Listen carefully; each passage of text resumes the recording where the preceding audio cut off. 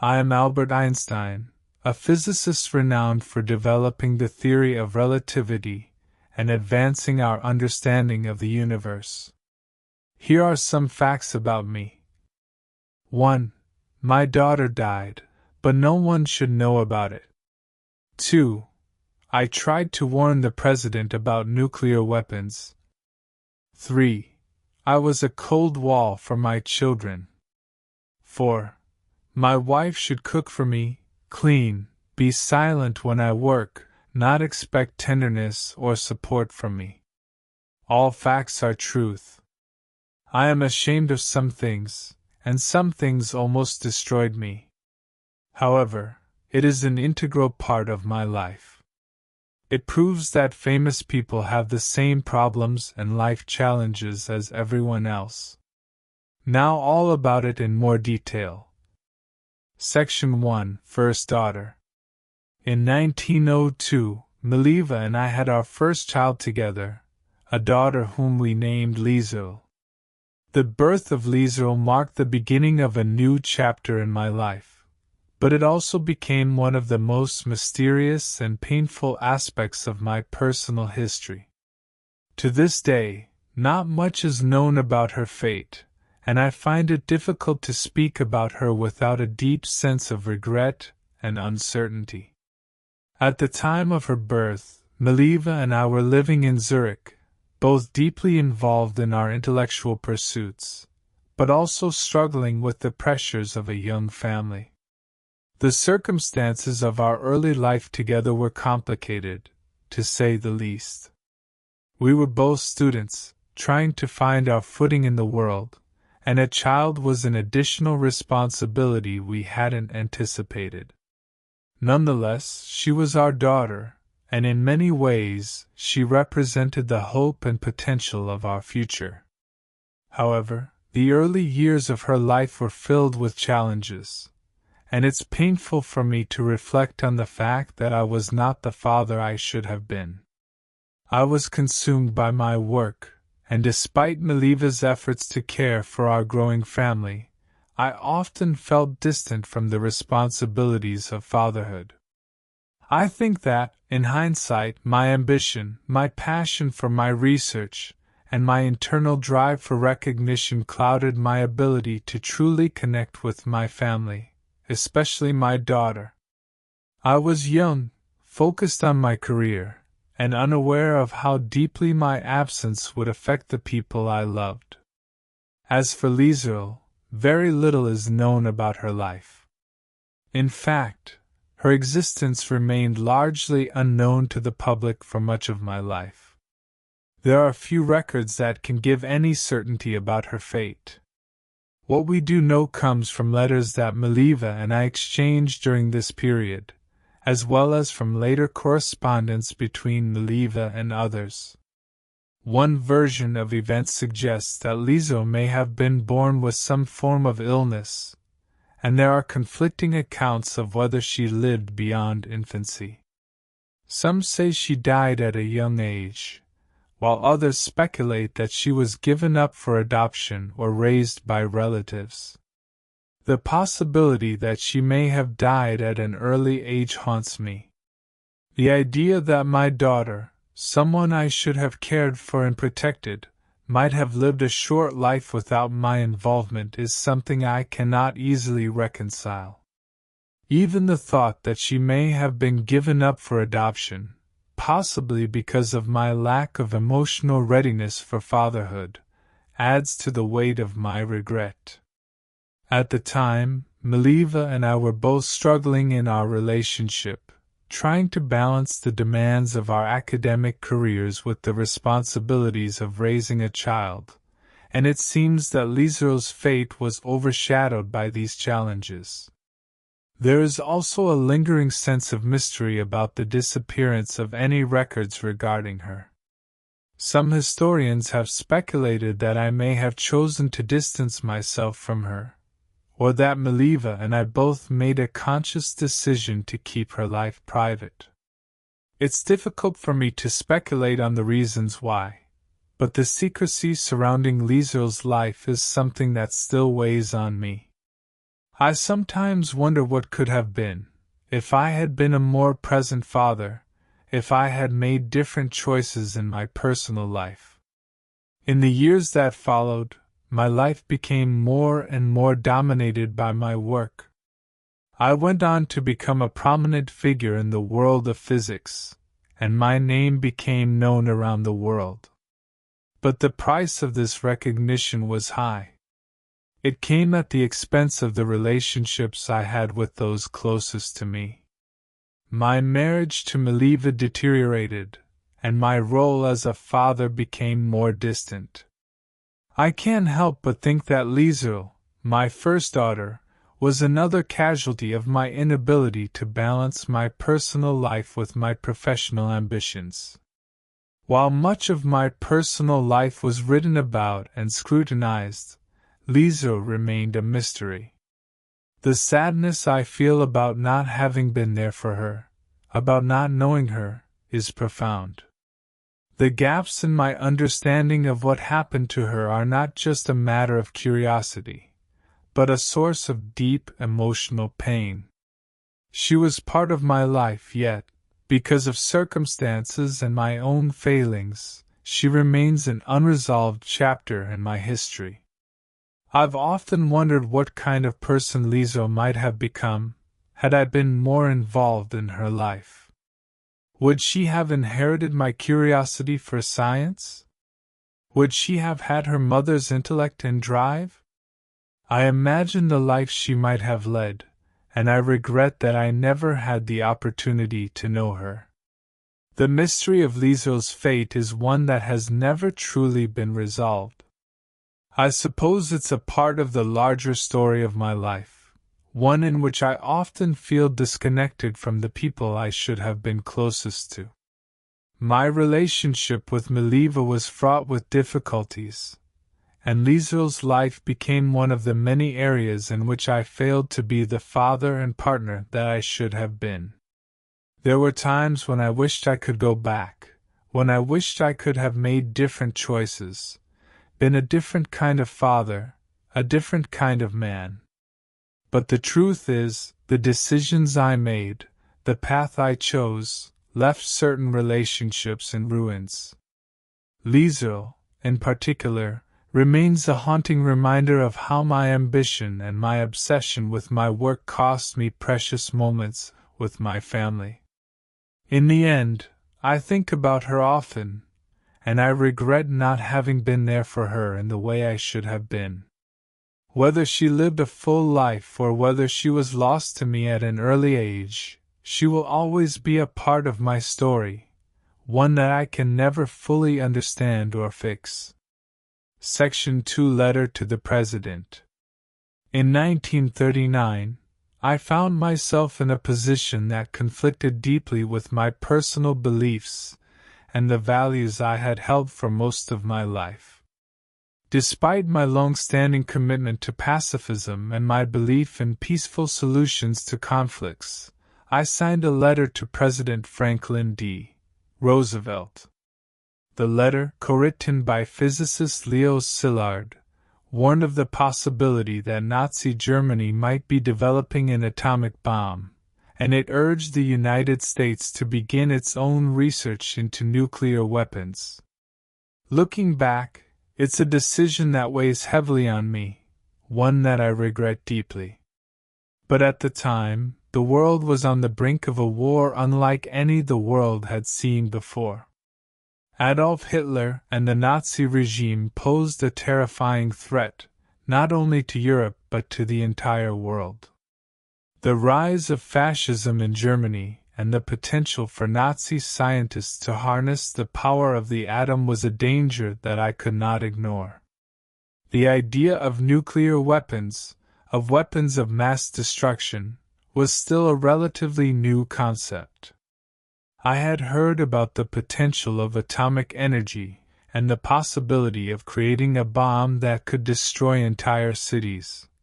But I never thought I would have to face the decision of whether to support the development of such a weapon. As a physicist, I understood the power that could be unlocked by splitting the atom, but I never fully imagined the horrors that would come with it. Yet when I learned that German physicists were investigating the possibility of creating such a weapon, I was filled with a sense of urgency and fear. At the time, the world was at war, and I feared that if Nazi Germany succeeded in developing an atomic bomb first, the consequences would be catastrophic. The United States had to be prepared, I believed, to prevent such a weapon from falling into the hands of the Nazis. I felt that the only way to stop this global threat was to be the first to develop the bomb, to ensure that the Allies could use it before it was used against us. I wish I had known then the consequences of my actions, the devastation that would result from the very weapon I helped set in motion. Signing that letter to Roosevelt was a moment of sheer anxiety and fear for the future of humanity. The horrors of war, and the possibility of such a destructive weapon, left me with few options in my mind. The letter to Roosevelt was meant to sound the alarm, to push the United States government to act before it was too late. However, after the bomb was eventually developed and used against Japan, I was horrified by the sheer scale of the destruction. The bombings of Hiroshima and Nagasaki in 1945 were a devastating blow to humanity, and the images of the aftermath still haunt me to this day. Thousands of innocent lives were lost, and entire cities were obliterated in an instant. The atomic bomb, the very weapon I had helped set into motion, was now a reality, and it was more terrifying than I had ever imagined. I could not reconcile the decision I had made with the consequences that followed. I had advocated for the development of a weapon of mass destruction in the name of stopping an even greater threat, but I had never anticipated the extent of the human suffering it would cause. The bombings of Hiroshima and Nagasaki were a tragic moment in history, and I felt personally responsible for the role I played in making it possible. I could not undo the decision I made in 1939, but I spent the rest of my life reflecting on it and deeply regretting it. I became an outspoken advocate for nuclear disarmament and world peace in the years that followed. I spoke out against the proliferation of nuclear weapons, advocating for international cooperation and the peaceful use of atomic energy. I joined with other scientists, politicians, and activists in calling for the abolition of nuclear arms and worked tirelessly to ensure that the world would never again face the horrors I had witnessed in Japan. The regret I feel for my role in the creation of the atomic bomb is something I cannot escape. I have always believed in the power of knowledge to improve the world, to create a better future for humanity. But in this instance, the knowledge we uncovered led to a weapon that brought untold suffering and death. It was a tragic irony that the very scientific advancements that had the potential to change the world for the better were turned into instruments of destruction. In the end, I know that I acted out of a genuine sense of fear for the world's future, a fear that the Nazis would use the atomic bomb first and gain a devastating advantage. But the fact remains that I signed that letter, and the consequences of that decision will forever weigh on my conscience. The atomic bomb changed the course of history, and not in the way I had hoped. It's a lesson that I carry with me. The path to hell is often paved with the best of intentions. I believed I was doing the right thing at the time, but the consequences were far worse than I could have ever imagined. As I look back on my life and my involvement in the development of nuclear weapons, I can only hope that humanity will learn from the mistakes of the past and work toward a future where such weapons are never used again. Section 3: Conflicts with Children. As a father, My relationship with my children was far from ideal, and the emotional distance between my family and me remains one of the more painful aspects of my personal life. I was always deeply immersed in my work, focused on physics and the problems of the universe, and as a result, I neglected the emotional needs of my children. I spent much of my time in academic circles, often failing to be present for them in the way they needed me to be. Looking back, I recognize how my devotion to my work might have made me seem cold and distant to them. My first son, Hans Albert, was particularly affected by this. From a young age, he struggled with feeling that I wasn't emotionally available. He once said that I was too absorbed in my work to be a loving father. As a child, Hans Albert was very intelligent, but he had a very different approach to life than I did. He grew up to be a philosopher, and I suppose we had a certain intellectual distance as well.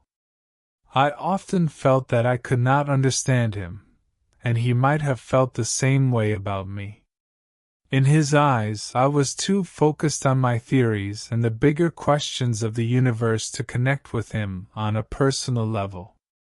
It's a difficult thing to face, realizing that your child feels abandoned, that you have failed in ways that go beyond intellectual achievement. Hans Albert later became an outspoken critic of my emotional detachment, and I could see that my lack of warmth in our relationship might have deeply hurt him. I regret not having been more present for him during those formative years. Instead of showing him affection or concern, I was absorbed in my research and theories about the nature of the world, neglecting the more basic emotional needs of my family. The situation with my second son, Edouard, was even more painful. Edouard was diagnosed with schizophrenia in his early adulthood, and it was a heartbreaking experience for both him and for me. I could see how much his illness affected him, and the helplessness I felt was overwhelming. His condition led to long-term mental health struggles, and for a long time, I found myself at a loss as to how to help him. I felt an immense amount of guilt, as if I were somehow responsible for his suffering, or that I had failed to do enough to support him through his illness. Edouard's mental health problems were a tremendous strain on both of us. He spent time in and out of mental institutions, and there were many years when I felt utterly powerless in the face of his struggles. It's hard to express just how much guilt I felt during those years, knowing that I was unable to ease his pain or offer him the stability and support he needed. I felt as though my failure to help him reflected poorly on me as a father, and there were times when I questioned whether my dedication to my work might have contributed to his mental illness. I can never escape the reality that my personal failures as a father affected my children in significant ways.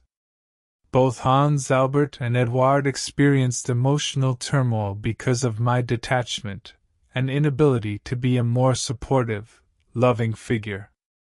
I was consumed with my work, and I failed to recognize the importance of being emotionally available for them.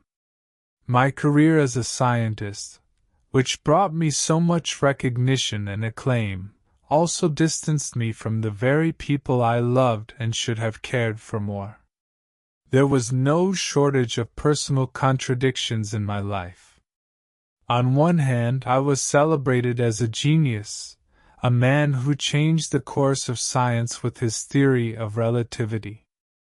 On the other hand, I was a father who could not provide his children with the emotional support they needed. I often found it difficult to reconcile the two sides of my life, the brilliant physicist and the flawed, emotionally distant father. I was so wrapped up in my own mind and my own work that I neglected the most basic human relationships. It's easy to look at my life and see the accomplishments, the accolades, the contributions to science that changed the world. But beneath the surface, there was a family life filled with struggles, misunderstandings, and emotional pain.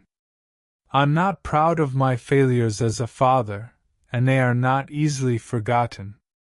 The legacy I left as a scientist is an important part of who I am, but the emotional toll that my relationships with my children took is something that will always haunt me. Despite all of this, I do want to say that I loved my children. I simply did not know how to show it in the way they needed. My intellectualism, my obsession with physics, created a barrier between us that I could not break down. There were times when I wanted to be a better father, to be more involved in their lives, but I was unable to bridge that gap. In the end, I was a man with great intellectual gifts but also significant personal flaws. I was a man who could revolutionize our understanding of the universe yet struggle with something as basic as being a loving, present father. I can't undo the mistakes I made or change the way I interacted with my children, but I hope that, in some way, my story serves as a reminder that even the greatest minds are not immune to the personal difficulties that come with relationships and family life. The guilt I feel over the strained relationships with my children will remain with me always, but I take solace in the fact that I tried, in my own way, to care for them. I was simply too wrapped up in my own thoughts, too caught up in my work, to realize the damage it caused. The truth is, I could have been a better father. I could have been more present, more emotionally available, and less focused on the demands of my career. But that is a lesson learned too late, and it is something I must carry with me for the rest of my life. Section 4. On love and the burdens that accompany it. When I think about my personal life, the memories that stand out are tinged with regret, and also a deep sense of conflict. In many ways, the story of my marriage to Maliva Merrick, my first wife, is one that I often reflect on with mixed emotions. It wasn't a simple love story. It was filled with complexity, ambition, and, at times, tension. When we met in Zurich, she was a fellow student at the Polytechnic, and we were drawn together by our shared intellectual passions. She was brilliant, capable, and driven, qualities that I admired in her, and qualities that, in many ways, made her my equal. But our relationship quickly evolved into something that would become strained by expectations, personal flaws, and inevitably, infidelity. At the beginning, it seemed like the perfect partnership. We both had similar intellectual ambitions, and our conversations were filled with the excitement of shared ideas.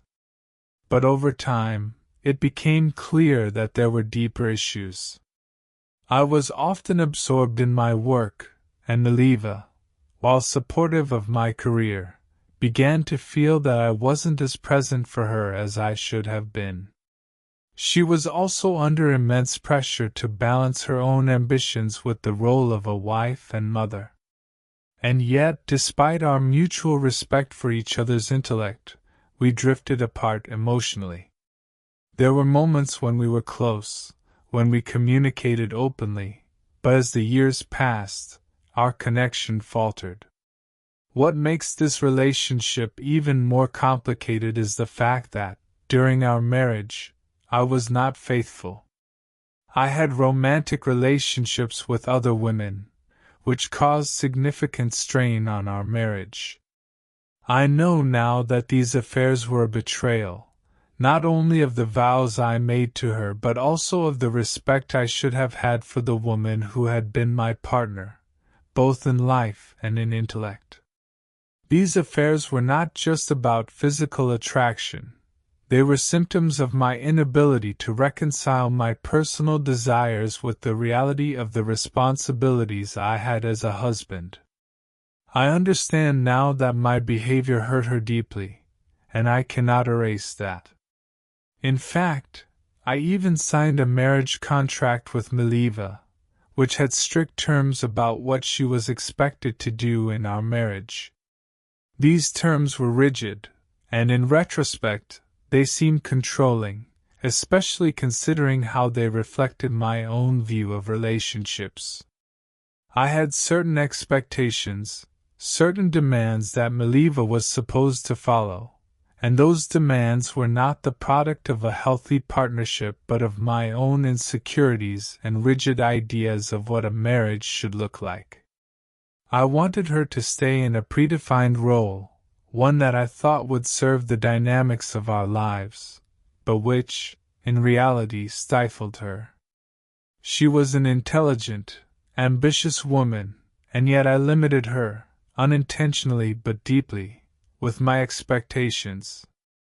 I see now that this dynamic did not allow her to flourish the way she should have been able to. Our relationship was further complicated by the birth of our two sons, Hans Albert and Edward. Raising children in the midst of a strained marriage only added to the difficulties we faced.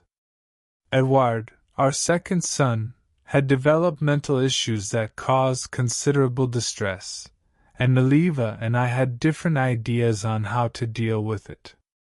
She was very much involved in caring for him, but I, often distracted by my work and personal struggles, was not as present as I should have been. I also know that Mileva had hopes of a more equal partnership, and I wasn't able to meet those expectations.